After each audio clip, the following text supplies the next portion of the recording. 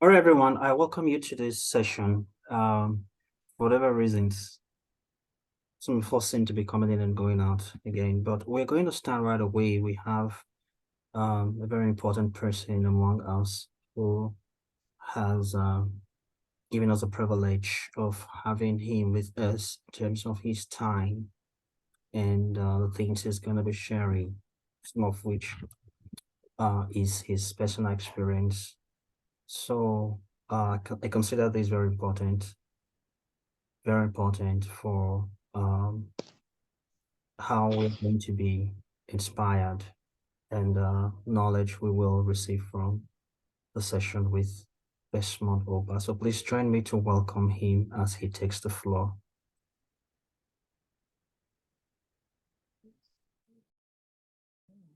Desmond, you can take the floor, sir. Thank you. Thank you, Kingsley. Yeah. I'm hoping that you can still hear me as much as you did before the session started. Yes, we hear you very clearly.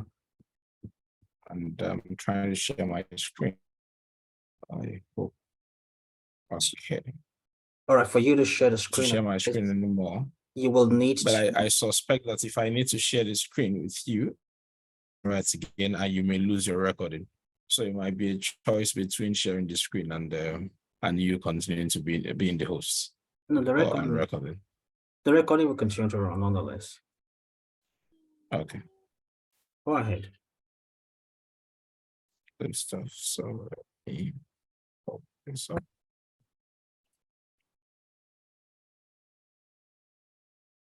So they're essentially blank, they are blank slides, essentially. But as we get to each point, I should be able to speak to them. Let me start by saying good evening, everyone. It's a pleasure to be here. I would have started with some introduction. Maybe I should do some, but I imagine that Kingsley already shared my profile in advance with some of you. But by way of short introduction, my name is Desmond Ogba. I am a partner in the law firm of Templars. Templars is a law firm in Nigeria. We regard ourselves as a leading law firm in Nigeria. And Kingsley and I go way back to about 18 months now, and not too long a time, but it's been good friendship all along. I think I should start by saying three things. The first is for the opportunity of being here to speak to this group. As you might be aware, I run a series called the Future Lawyer Series, where I focus on mentoring and growing future lawyers who are interested in changing their society and adding value to both humanity and the economy. As part of that scheme, I also get to invite my friends and colleagues to speak to law students and young lawyers across Nigeria from time to time.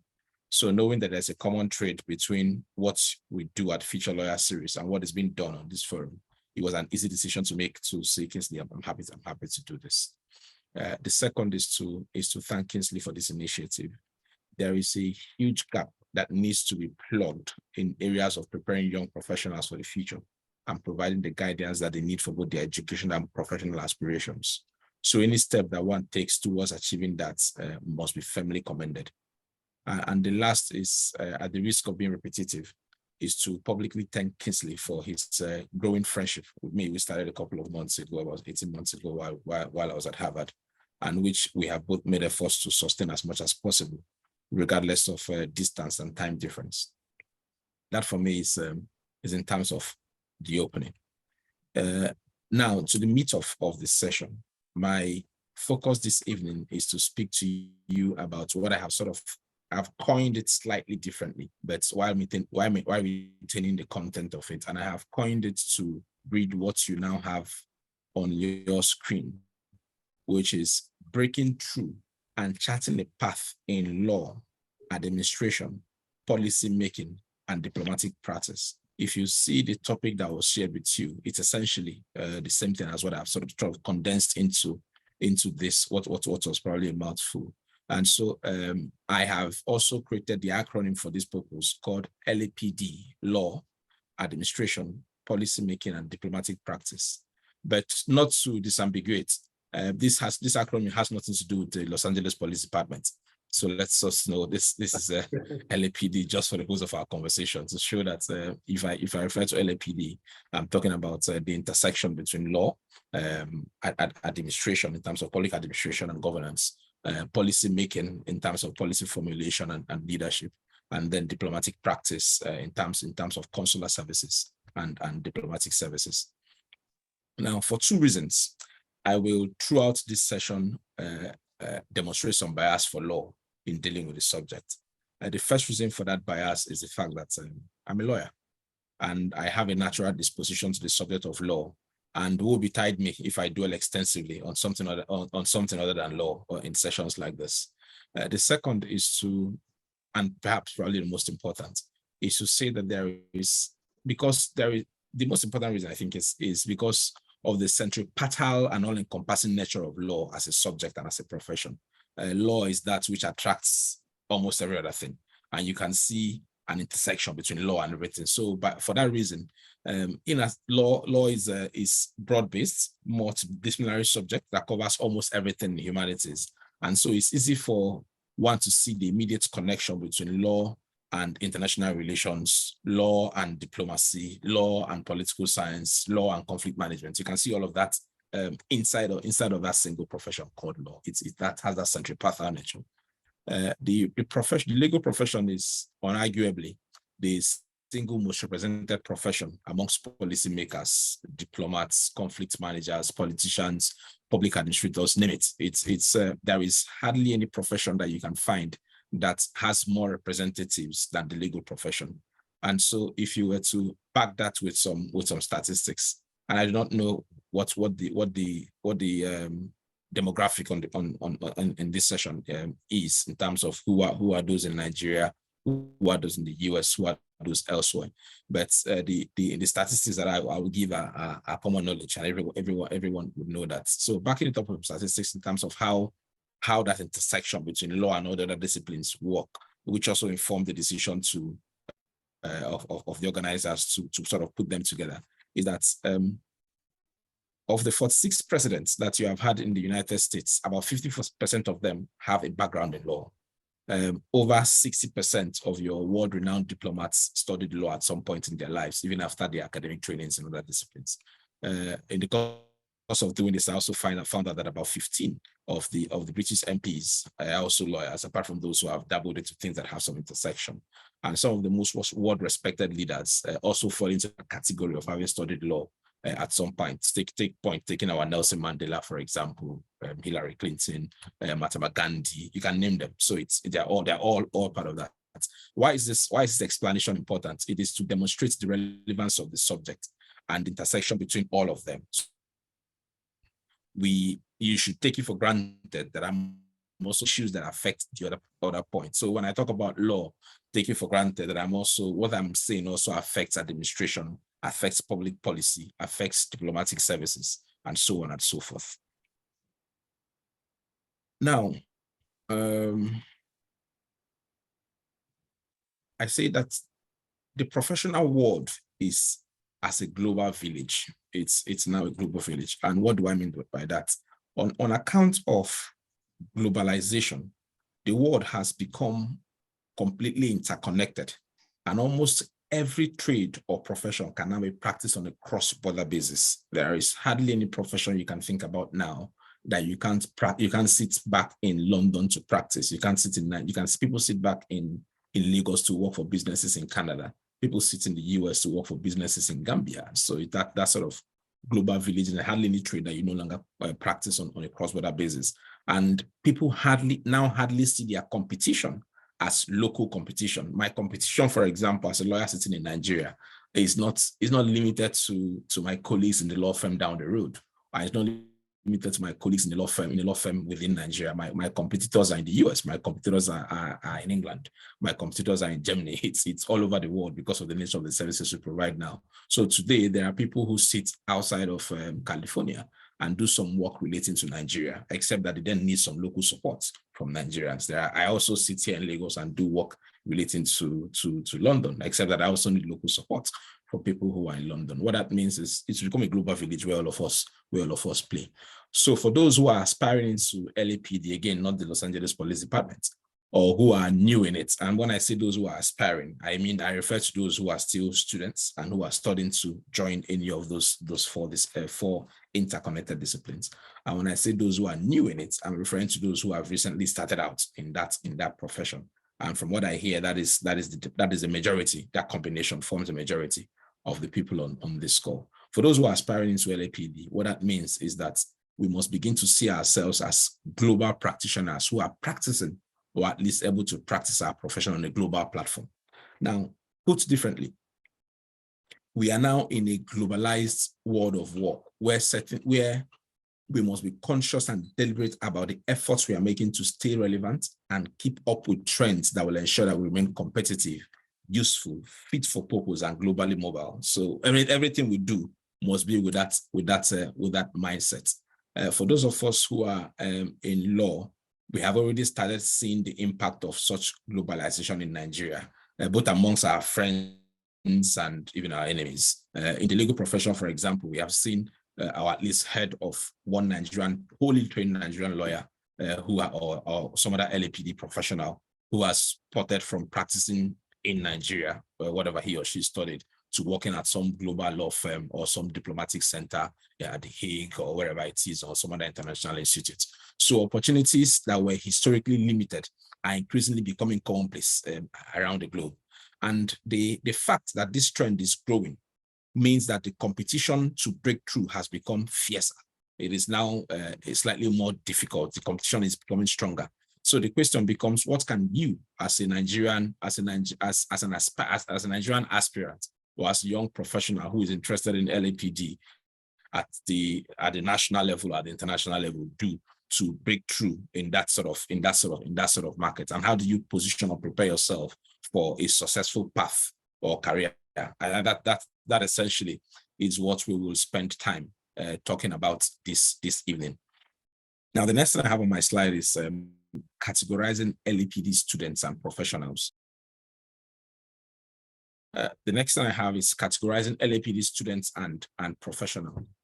And here, what I'm trying to say is essentially is that for many of us who are interested in the LAPD world, our goals are usually threefold.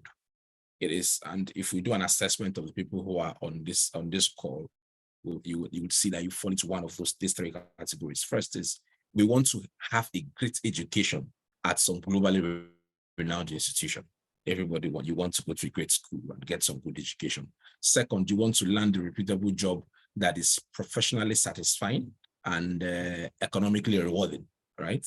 And the third is, you want to leverage your learning in terms of your learning in A, and also your resources, the economic rewards in B. You want to leverage all of those two to make impact and make the society better in different ways. I think if we are being honest to ourselves, all of us fall into these categories. Of course, there may be variations depending on your individual preferences and idiosyncrasies, but the broad stroke is that this is largely accurate. So in categorizing LAPD students and professionals, I'm sitting here as somebody who from time to time interviews people, somebody who from time to time has been part of that process where you try to hire people, who has seen people apply to schools schools to compete through a competitive process. And in all of that, what I see is that both the assessors and the interviewers tend to categorize LAPD students and applicant professionals into three categories. The first is what is a category A, and I use the letters here. Category A would be those applications or applicants who are usually very interesting. They are suitably qualified and outstanding in almost everything, and it's typically an easy decision to hire those ones or to place them in the things that they've applied almost immediately. You don't spend too much time looking at those ones. The second would be those who fall into category B, and category B are those applicants who are above average. And interviewers and assessors tend to struggle with those because there is a significant competition for you to get there. Take Kingsley, for example, and the program that he's currently running at Cambridge. If he tells you the number of people who apply for that program every year and the number of slots that get allocated to them, you will be shocked. You may find that every year you receive an application from over 3,000 people for slots about 120. So what that means is that the people who typically get into it, many cases, are the category A people. And then for category B, you begin to struggle because you're giving out the allotments. There may be some tokens here and there given to, are we giving to people who are from certain regions? You have about 5 slots for them. And so if those people tick that box of that tokenism box and are also above average, you may find them making that mark. And then category C, applications and applicants that are below average and are deficient and wanting on numerous counts, even if they have excellence credentials, because as you would see when we continue, excellent credentials, those are not all that you need for LAPD. Now, for people in that category, what some people do is that they either don't hire or they don't take you, they provide counseling instead. So we tell you, or they tell you, we've seen your application for a job or for a placement somewhere. We think it is not exactly what one would like to do. Maybe you want to consider A, B, C, D to improve your potentials and do better. And it is people who fall into category B and C for me are very interesting, because the guy who falls into category A is already a high flyer and he just keeps flying on his own. If you fall into category B and C, the sort of things we'll talk about on this during this session may be helpful, because it's the kind of guidance that people that the assessors and interviewers will time giving you to say, yeah, we think you have some deficiency here, but if you were to do A, B, C, D, you will bump yourself into category B if you were in C. And if you were to do D, E, F, you may see yourself getting into category A if you were in category B. Those sort of conversation. So that categorization happens at all times at top law firms, institutions, businesses, for both new hires and entrants. And the same rule applies to all, almost all LAPD aspirants, whether they are students or young professionals that are seeking placements at those places. Now, dynamism and evolution for relevance. The manner in which professions of interest, that is the 4 professions that we're talking about, is practice, is fast changing. And that dynamism is expected to continue. As the global economy and politics evolve, allied professionals in those industries must also evolve. Lawyers, for instance, are becoming multidisciplinary, and they are venturing into places that lawyers traditionally did not venture into. You see a lot of lawyers venturing into investment banking today. You see lawyers doing corporate finance. You see lawyers doing fintech, artificial intelligence, clean energy, and several other emerging areas. They are not doing this because they necessarily like them, but their profession is beginning to evolve. The world is moving to a different place. And so they must also evolve and develop themselves to move into those areas. That is not to say that conventional law practice, which is comfort zone for many people, will not remain relevant. So conventional law practice will still remain relevant, but it could begin to lose its shine and sheen everywhere in the world and its attractiveness to young people and the next generation of lawyers if nothing is done to create a sufficient mix or balance to sustain that interest and retain the professional excitement and satisfaction and relevance that many of the young people crave.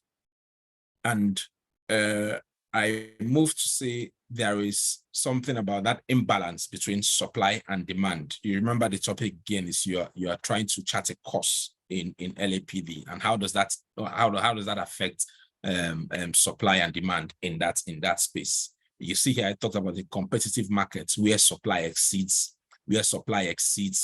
demand, and here the idea essentially is that competition in LAPD now stems from different sources, and the opportunities in LAPD are gradually beginning to narrow down, or they're getting slimmer. An example, and again, I told you now I have some bias for law, and I'll use the legal profession, which is part of the LAPD, as an example. An example is that the Nigerian Law School, which is responsible for training all lawyers who get to practice in Nigeria, produces an average of 4,500 students every year.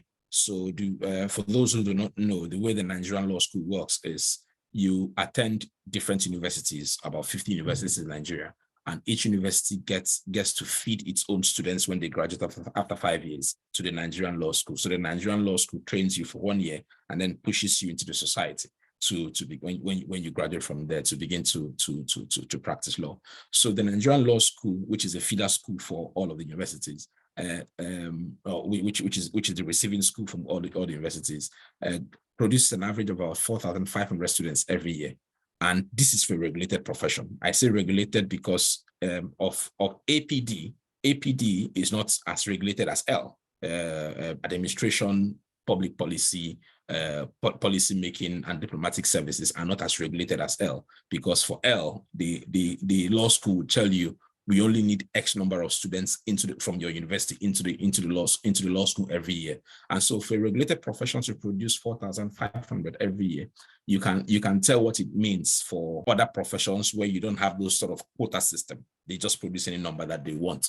And to put that in context, if you are currently a first year student in a Nigerian university, by the time or if you know anyone who's in that zone, by the time the person gets to final year, which is 500 level, or the fifth year, the Nigerian Law School would have produced about 22,500 lawyers. That's essentially what it means. The supply, in some sense, might begin to exceed demand. And by any estimation at all, anywhere in the world, that is a large army of professionals that you are pushing into an economy that is not necessarily expanding considerably, and where professional services are not given that prime place of importance. And this is not just about the legal profession. It also applies to APD. So if you combine all of this, you will see why I say that it is now a competitive market where demand essentially exceeds supply. And the question is, we are hoping for the best and exploring a platform of options. And what I mean here by exploring a platform of options is that if you are in any of these things, when that army of professionals that we are producing, will they get the best after this difficult and long training that they get into? LAPD provides a plethora of opportunities for people to venture into, and people do these things for diverse reasons. So young lawyers, young students, young LAPD people sometimes make the error of assuming that they can only become that which they have studied. But if you fall into that LAPD category, you may become like myself, who is a lawyer in private practice in a law firm. You may choose to become a lawyer in a multinational, have tons of them, what Microsoft and Google's of this world. You may decide to venture into diplomacy because of the D in your practice. And also remember, I talked about the centripetal nature of law, where you don't even need to have studied anything in international relations and diplomacy for you to get into diplomatic services. You may become a trade negotiator. You could become a politician, and 60% of the politicians we know around the world today seem to be lawyers. You may become a consultant in allied professions. You may become someone in the academia. You may choose to become an entrepreneur. So there's a plethora of options for people to choose from. So when I say that the opportunities are dwindling, I am not saying that it is not possible to grab something. It is possible for us to grab something if we do what is right, and if we take the approach that we should take. So here at this slide, I have dwindling opportunities for the young LAPD professional. Are the opportunities really dwindling? And the answer to that is surprisingly yes. And that dwindling comes from different reasons. You are dealing with a shrinking global economy. The global economy is dwindling over time. You are dealing with process automations that are taking people's jobs. We've heard of ChatGPT doing what it is doing. I don't know if it's a work of the Lord, but it's doing some work somewhere. We've seen global geopolitical tensions, Ukraine, Russia, also affecting opportunities that are out there. We're also seeing the high global migration also affecting things around the world and taking up opportunities that are available.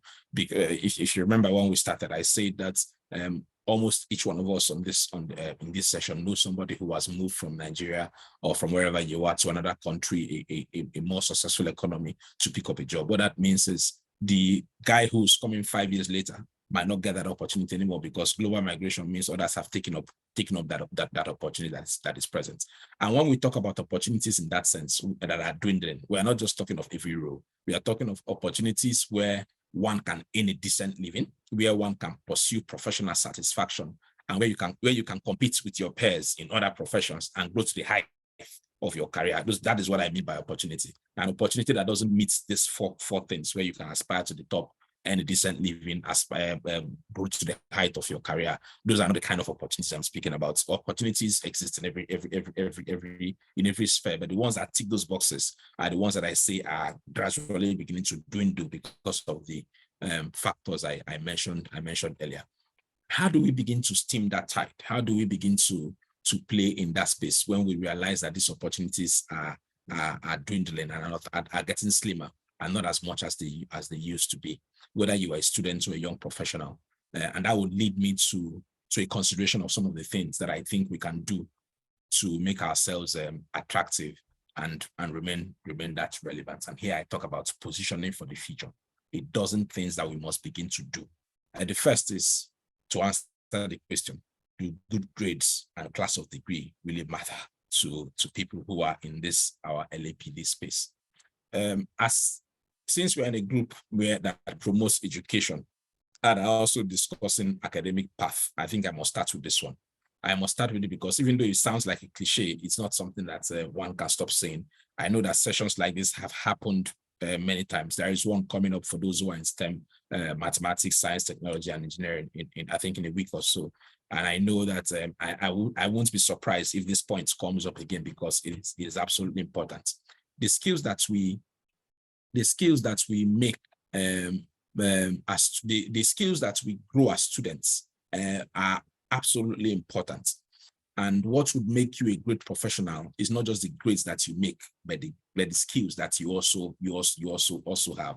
Grades in themselves do not necessarily translate into a good career or make you a great professional, but they stand you out from a competing crowd, especially in your early days. The guy who makes first class for me is sometimes different from the guy who makes a second class upper for different reasons, because when you want to stand out in a crowd, the assessor that I spoke about earlier, or the employer that I spoke about earlier, or that interviewer who's been asked to interview people, would need to find some metrics on the basis of which to sift people. And this is not to say the people who fall into a lesser category, who have lower grades, are not great people. It's just the fact that I can't assess 5,000 people. And so I would have to look for parameters for which to judge people.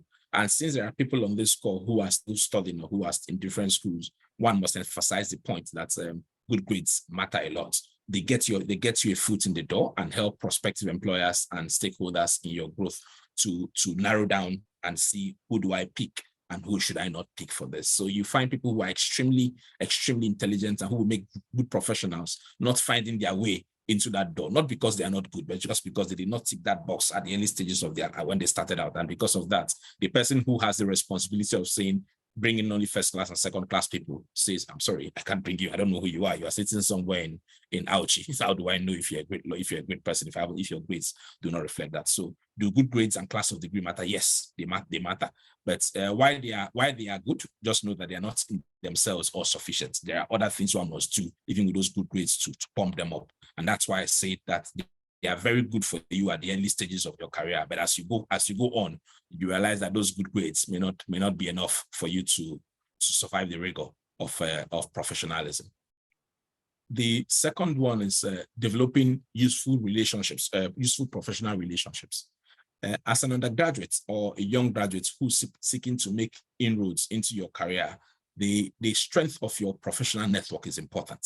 Networking here being how do you exchange information with people? Who do you know? Who are you trying to establish your acquaintanceship with, or relationship that can help advance your career? So your professional network will help you focus and expose you to what is out there. You must find a way of making people of making and maintaining a great network of professional relationships. You should also take interest in what people do and who becomes your mentor, and how they can, and what sort of professional guidance and direction you can get from those people. So your professional relationships, it's something that you shouldn't take for granted, because couple your professional relationship with your great skill, with your good grades that we talked about in point one.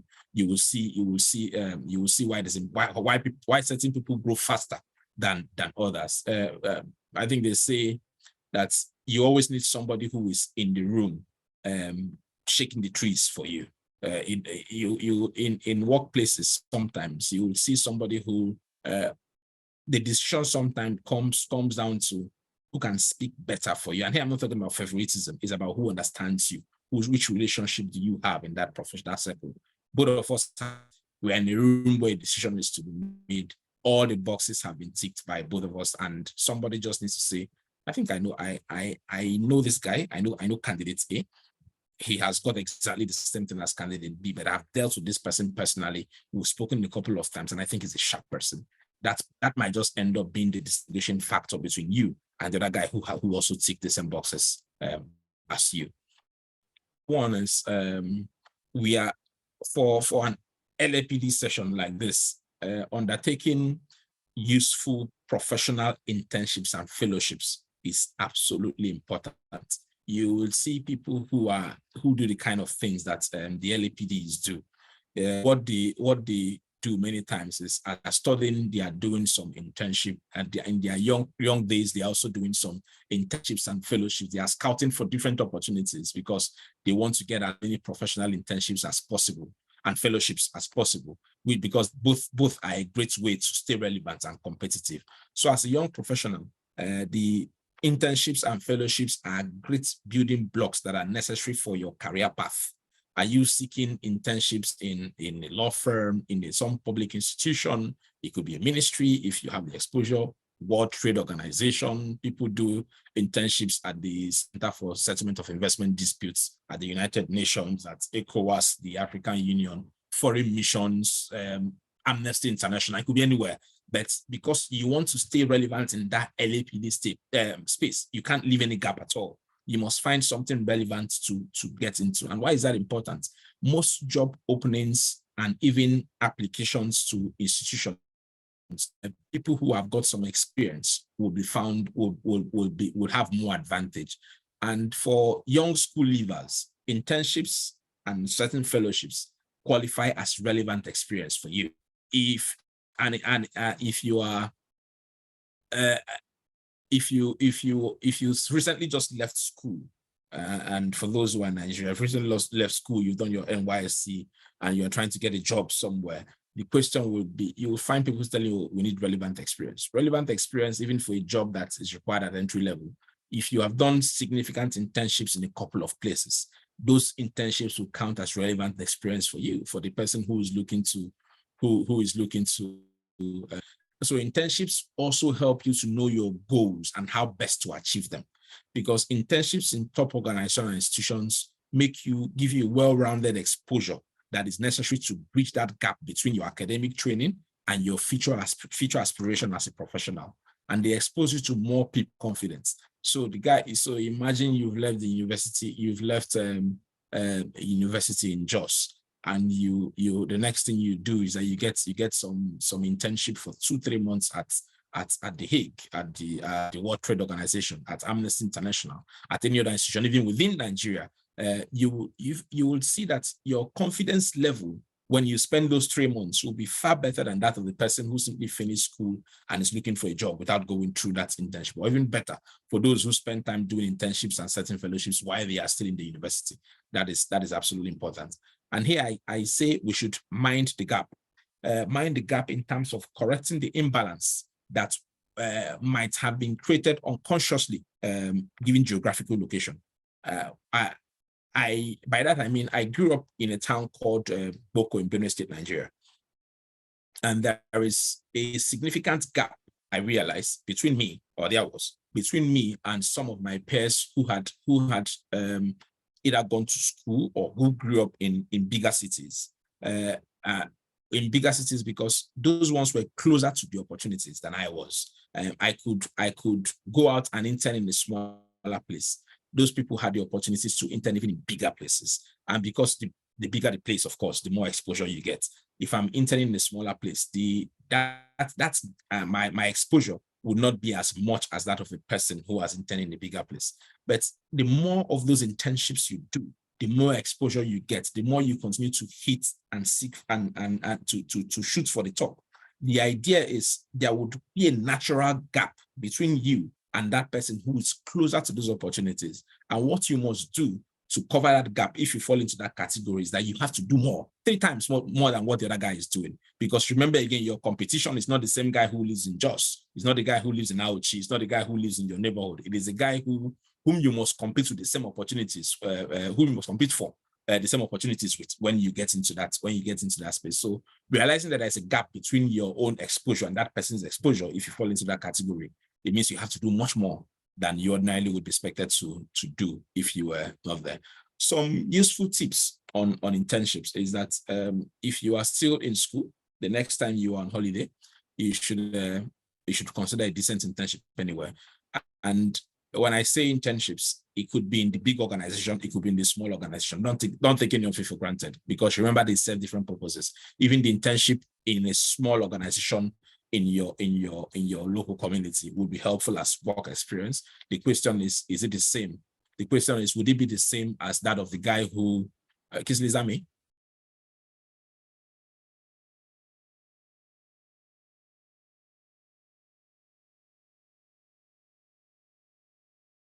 Should I continue?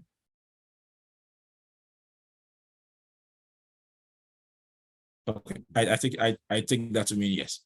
Now, so I said the next time you're on holiday or the next time you find some spare time, if you should look for some useful internships to do, or some fellowships to subscribe to. One way of taking care of that is, if you know your holiday is going to come in June or in July, you should begin to look for those opportunities now. Looking for those opportunities now will be helpful, so that at that time you are scheduling yourself for different internships. It could be 2 weeks, it could be 1 week, it could be 3 months. Now, that also goes back to what I talked about in terms of building your professional network, because with your professional network, you will be able to reach more people to say, I am going to be on holiday during this period, and during that period, I would like to undertake an internship in a couple of places. If you have some referrals from me, I'll be grateful for you to refer me to those places. It also goes back to the thing that I talked about, good grades. In good grades, guy who has got good grades simply announces to his contacts that you know who I am, and I'm looking to build that bridge between my academic qualification, or what I'm qualifying to becoming, and also my practice experience. And for that reason, I would like to get some internship. As much as possible, if you can, let's strive firstly for opportunities that have some international flavor, because that elevates you beyond your local community. Opportunities that have some global flavor, so have some national appeal. If those ones are not there, take anyone at all is better than none. And now, to be useful as an intern, you need to demonstrate some resourcefulness. You need to be committed to what you're doing, so that the organization will benefit from you in the same way that you're benefiting from them. It is not enough to merely undertake an internship and be forgotten in a hurry as part of the 500 people who have done internships at an organization within a particular period of time. So you must maximize the opportunity in order to make long-lasting impact and create relationships.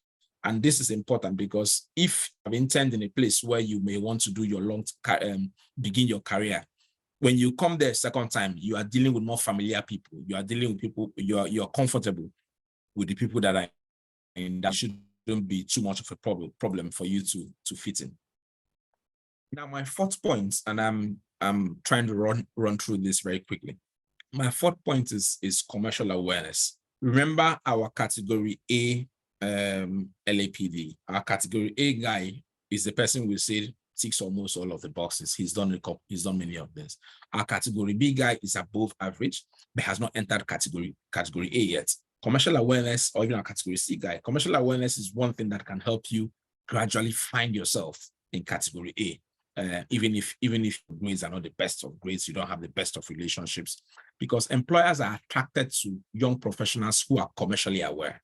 By being commercially aware means staying on top of happenings around you and developments in the world of business and commerce. And considering that we're talking about LAPD, that will not just be the world of business and commerce. I should also add it will be developments in the world of international politics and policies. Do you know what is happening in that space? Are you able to hold a conversation in that respect? A significant portion of law and politics today revolves around business and commerce in the marketplace and across almost all geographies. If you want to be good in the LAPD space, you need to be commercially aware. You need to be aware of what's going on. And one can become commercially aware in different ways. It can be by participating in discussion fora at different times. There are industry-specific networking events that people organize from time to time, you attending those will give you that kind of exposure. Attending lectures and seminars that are focused on business, commerce, global politics can help you. Interacting with different professionals will also be helpful. Making the right use of social media, reading the right things on social media is important. Reading and listening to the news will also be very important. Keeping pace with technological developments and advancements will also be something very helpful in building your commercial awareness.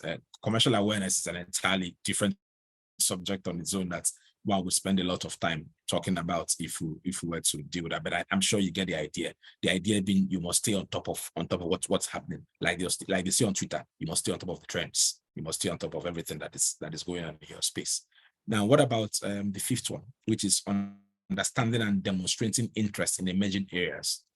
Here, the idea is related to what I started talking about, which is that the world of the professional world is evolving. Times are changing, and professionals need to change and keep pace and keep up the pace. Now, if I'm an accountant practicing in Bukuru, I should be interested in developments and emerging areas in the same way that my peers who are practicing accounting in London are interested in it. It cannot be heard that I am now backward in terms of my professional learning. I should understand what are the emerging trends in my profession. And the reason is because clients have become more sophisticated and they expect value addition from their advisors. And an understanding of emerging areas that affect their businesses is something that they look at very closely. So for a new entrant, you don't need to be an expert in all of those areas or understand all of these emerging things, but showing interest in them and being able to stay on top of the trend and hold that short elevator ride conversation with people in those things that can pique their interest is absolutely important. Now, so you must find a way of understanding things that are emerging in the areas we've talked about now, the LAPD spaces, what is happening. I have said this like 2 times now. Russia, Ukraine is an important subject everybody talks about. Fintech, e-commerce, technology, people talk about it. These are things that are somewhat relevant to LAPD. People are talking about the dominance of the US dollars as a currency of the world, and how do we phase out that dominance of the US dollar. So imagine you were somebody who was interested in the diplomatic practice, and this is not something that concerns you or something you don't know the world is talking about, or you're interested in international politics and relations. This is something that countries of the world are talking about. Why is the US still able to control the world economy? Because its currency is a currency of last resort. What do we do to move away from that conversation and begin to find alternatives to all of this? And these are things that should ordinarily interest you, because when people meet you for the first time, that first stage interview, or that first stage conversation, they just want to know that you have a sense of those sort of conversations, and those things will inform the kind of things that the opportunities they push your way, or how seriously they regard you. People are interested. People are talking about how do we move away from our traditional sources of fuel. They are talking about energy transition. There are talks about clean energy.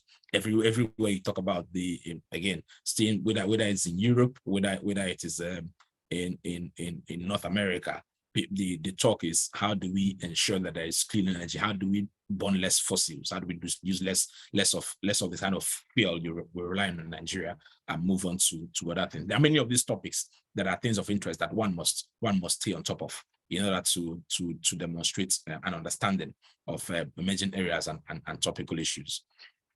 Now, very important too is getting involved in extracurricular activities. It's as important as any of the other things we've talked about for somebody who is in the space or who wants to get into the space that we are already talking about.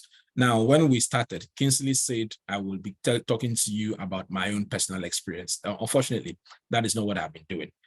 It is not my experience that I am talking about, but what I'm talking to you about is a combination of my experience as a person, what I have seen work for different people, what I have seen people that I consider to be quite successful at what they do achieve. And when you ask them questions, how did you get here? They tell you, I tried to do X and X helped me get Y. So it is a combination of all of that. So this is not really me telling you the story of my life, but it's telling you the story of people that I know have done different things. And sometimes these things sound very easy when you hear them, but Not everybody gets involved in this. I cannot pretend that it doesn't things I'm talking to you about today that I have done all of them, but I know that if I had done these 12 things and even more that others will talk to you about at different times, I probably would have been a better professional than I am today. So doing these things helps. So getting involved in extracurricular activities is absolutely important, but sometimes underrated. They are usually a great way to start preparing you for teamwork, projects, and leadership in the real world. And the combination of all of what you get from there will help you tease out the best that you can from whatever limb of LAPD that you decide to get involved in.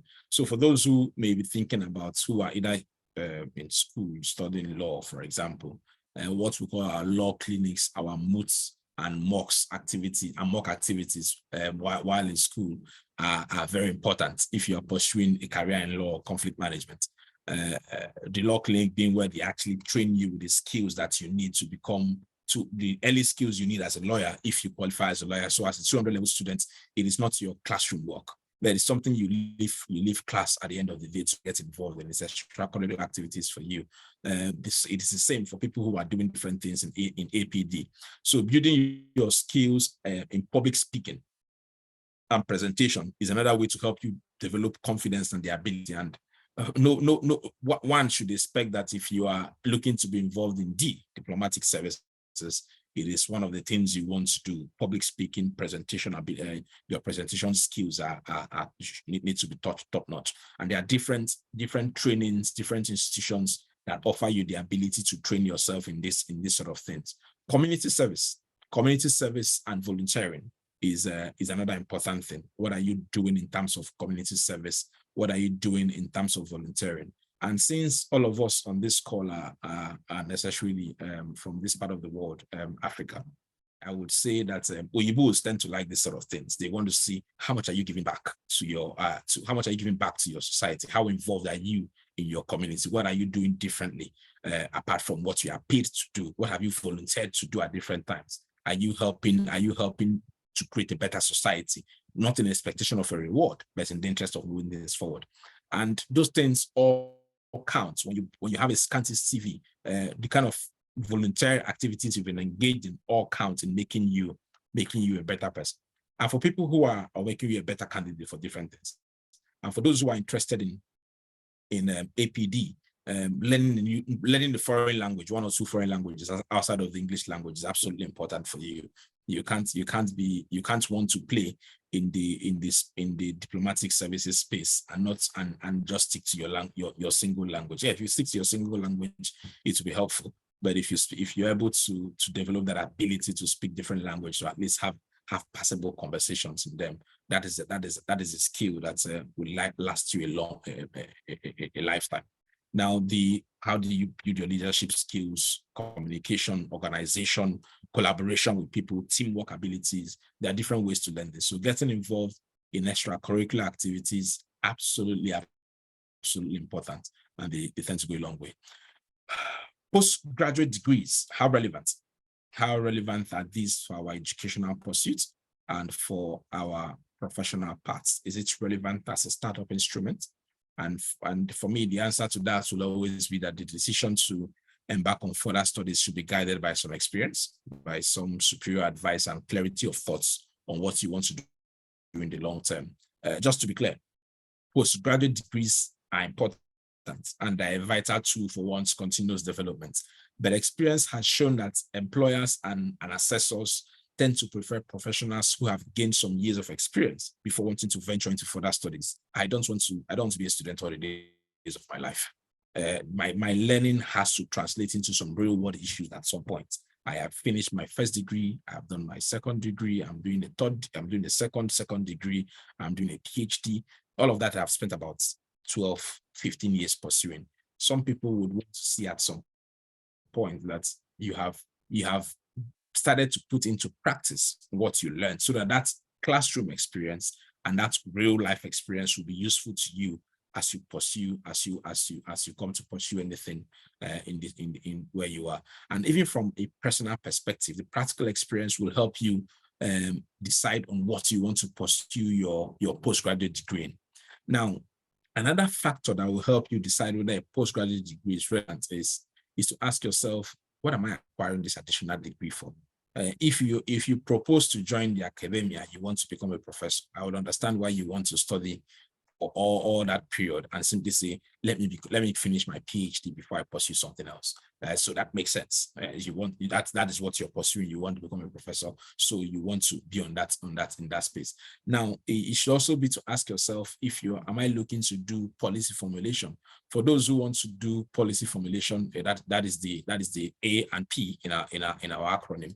For those who are in that space, a doctoral degree is sometimes very important, because the idea behind doctoral degrees or doctorates is that they take you through that rigor of thinking and your ability to research and put different views together to formulate better policies. It's not really something that practice does for you, because policy formulation is a combination of understanding the thought process around the world of different people on specific subjects and seeing how you can match that with your own society to make better policies for your society. But imagine the guy who has this whole understanding, but also understands how things work from a practical perspective, because the person has also gained some experience. So that combination would make it better for you. But if you really want to just be focused on policy formulation, I'm saying maybe continuing with postgraduate degrees at all times would also be helpful. But if you mix that with some practical experience, you will see that your own policies will be much better than that of the guy who is simply looking at it from a global point of view for that people. Relevant certifications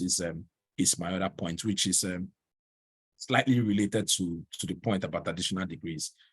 So even before you get a postgraduate degree, and by postgraduate degree, I mean a formal diploma. You want to get a master's, you want to get a PhD. That's what I mean by postgraduate degrees. But relevant certifications are those short courses that we do from time to time. I am now chartered in X. I have done this certification for 3 weeks. I did the other one for 3 months, and I have a certificate in it. So that's what I mean by relevant certifications. So even before you do a postgrad, or even after you do that, some relevant certifications can also help stand you apart. And some certifications and student membership of professional bodies can be obtained while you are in the university. And these certifications go to show that you are committed and you can multitask.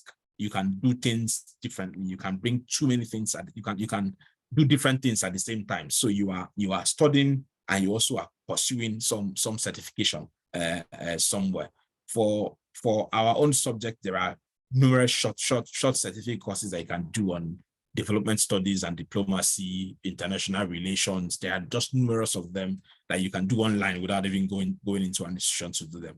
And I think it is important that we understand that and add those certifications to what we do, because in a competitive world, things like that will ultimately stand you out. Now, I have this slide where I talked about developing good marketing and selling skills. Good marketing and selling skills, I don't think one needs to dwell too much on this, because it is what it is. Your ability to sell what you have, your ability to sell yourself, to project yourself to the world is absolutely important. Let people understand that it's not just knowing it. You need to translate that into you need to translate your personal development. You need to translate your grade. You need to translate your experience into what is beneficial to people. So how do you sell yourself and market yourself to others? That ability is very important in a competitive world. The other one would be consider writing and publishing in areas of interest. You have all of this knowledge. There is something you want to do. You want to be right. You want to become known in a particular area. You want to be known as that young person who has interest in diplomacy, that young person who has interest in administration, in policy making.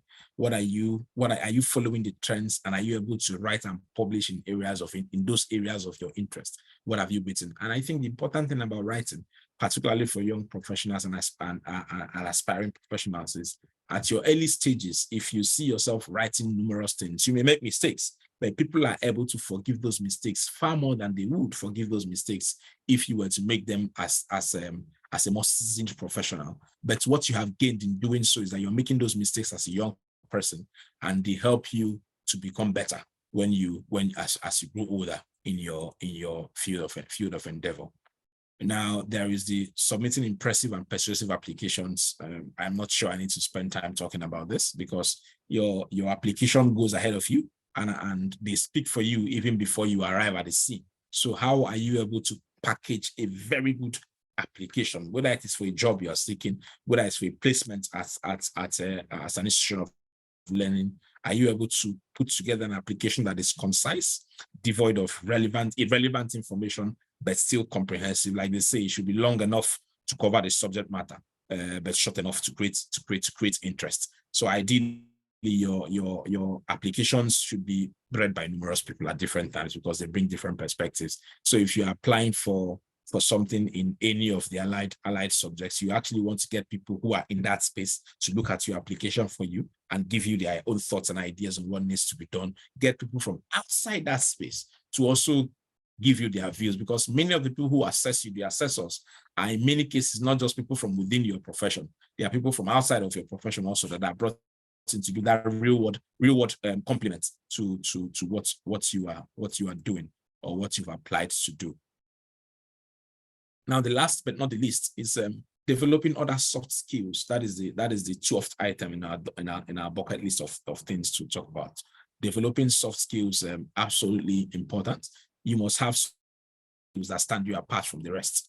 The question that should always be on your mind is, what else am I bringing to the table other than my qualifications? What else am I bringing to the table other than my certifications? What else am I bringing to the table other than my good grades?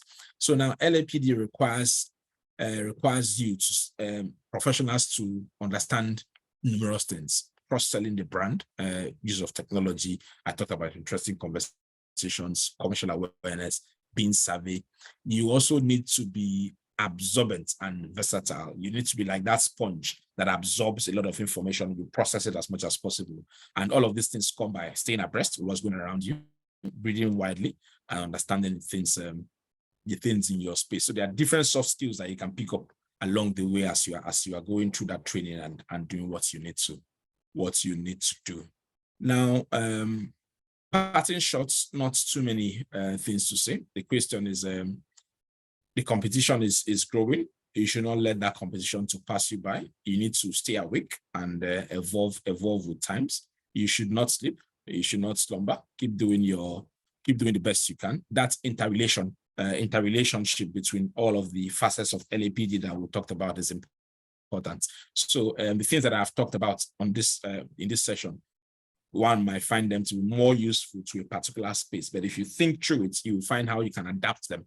There are certainly areas of confluence between all of the professions that I've taken together, and so if you walk through all of those, you would see yourself staying ahead of the curve in that competitive world.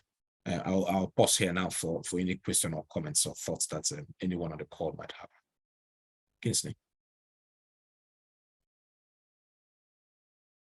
Well, thank you very much. This was a deeply impactful session.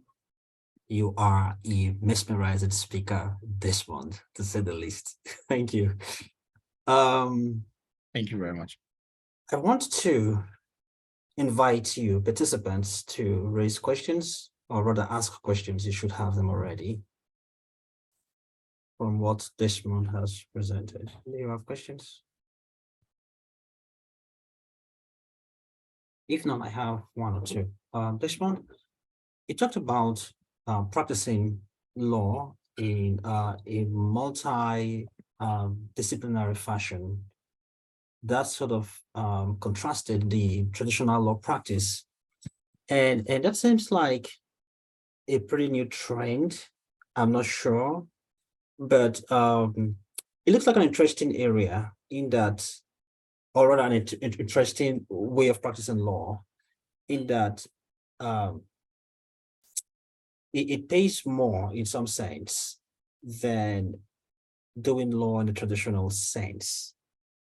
So my question is, would you want to tell us how we can get ourselves positioned for practice that is multidisciplinary oriented? Does the school, the public university system, have ways to help graduates access opportunities outside the traditional practice? I mean, I'm fascinated by what you do. You have worked with finance companies, you have worked with oil companies, you have your reach is pretty broad. And you're not a typical lawyer who goes to court, and you know what I mean. So you represent companies, and it seems fascinating to me. So I want you to speak to that, so that persons on this platform right now can learn something from that, and myself too. Sure, sure. Happy to, Kingsley. Thanks. And it's also fascinating to many lawyers. That's that. So you're not alone when you find it fascinating. Even amongst people who are many years qualified, they still find it difficult to understand why you are able to dabble into different things that are not traditional practice. And by traditional practice, I mean what you and I grew up to know law practice to be. It is getting up in the morning, picking your wig and gown and heading to a courtroom to argue cases, chieftaincy matters, land cases, defend somebody in a criminal suit, and things along those lines. Those for me are traditional practice of law, and they remain relevant today, and they will always be relevant. But people say that those are the ones that AI cannot take away from you. That the other ones that we are doing, that AI might begin to have a significant impact on them, and that is very debatable. But do our public institutions prepare you for that? It depends on the institution you go to. But in Nigeria today, on the assumption that the majority of our listeners are based in Nigeria, it is necessarily something that the schools prepare you for, in the way that it is practiced today. The schools give you the basics, the foundation, the building blocks that you need to become a lawyer. Now, for you to gradually get into that space where you do, as you regard it, the fascinating and more interesting things, is a question of where you find yourself in terms of your practice, where you start out. And that practice is not a practice that numerous firms in Nigeria today do. If there are 1,000 firms in Nigeria, perhaps only about 50 of them, and that has been generous, get involved in that sort of practice, and even less. And what that means is, if it is something that is of interest to one who is starting out, you must find your way to any of those firms that do that on an active basis, and essentially go to school again. Go to school in terms of getting your hands dirty. It is on-the-job training that gets you to it where we are today. There have been talks about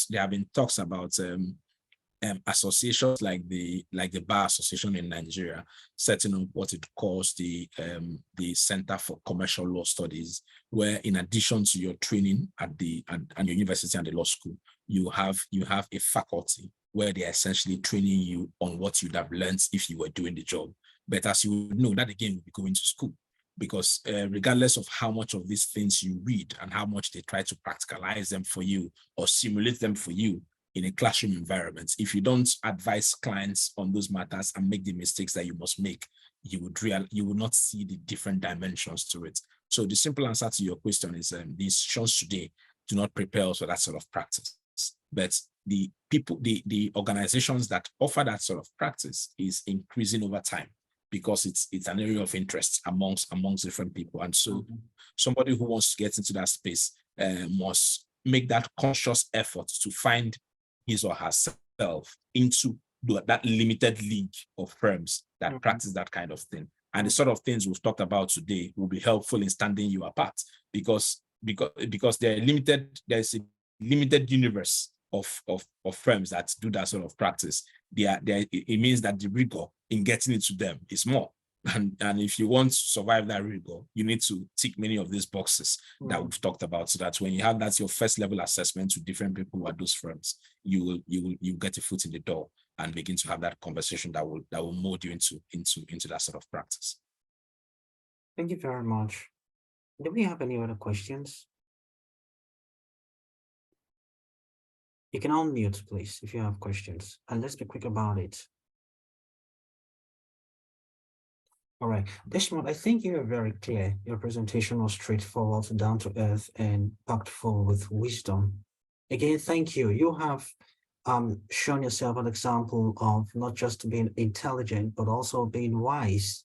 Besides, the depth was far-reaching, I would say, of what I picked from your session. Thank you.